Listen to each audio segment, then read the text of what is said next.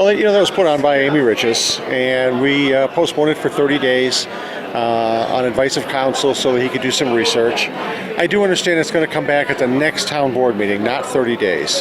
So it's already on the agenda, and we'll see what his advice is. From all my research that I've done is the town, as it's set up under NRS 269, we do not have any authority to de-annex or annex any property. That is solely on the shoulders of the county commissioners. Let the public know why we were considering doing that. Well, I think the whole thing comes around is Mr. Richards, or Mr. Joe Richards. Correct, thank you. Wanted to shut down the kingdom in exchange for a de-annexation of actually 4.5 acres out on the northwest corner of Silver and Homestead, so that he could ask for brothel zoning. Everybody, I'm sure, wants to see the brothel gone, or the kingdom gone, and it's an opportunity to have it closed down. Well, I had said before, I really didn't think that the town board had the authority to de-annex any land. And I did want legal to look at that. And when it came up to that, I felt it was a good motion.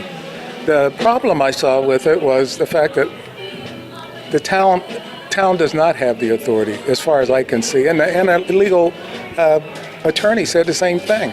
He didn't think the town had the authority, and they wanted to go back and check. My thing to Commissioner Hollis was, if it's a good idea now, why wasn't it a good idea 10 years ago and the 8 years that he was on the commission?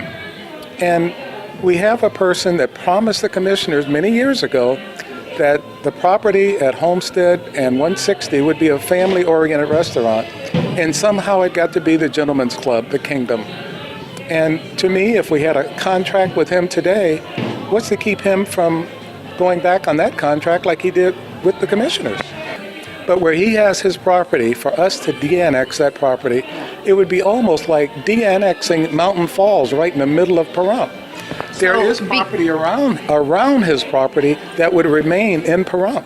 So the reason why that chicken ranch and Sherry's ranch is allowed to be there, because those are not technically in the town limits of Pahrump, so that they're allowed to be in Nye County but not in the town of Pahrump. That is correct. And so this would make it so that we would take the property that he's looking at, that he already owns, and say that's not in the town of Pahrump too, so that he can in turn have a legal brothel.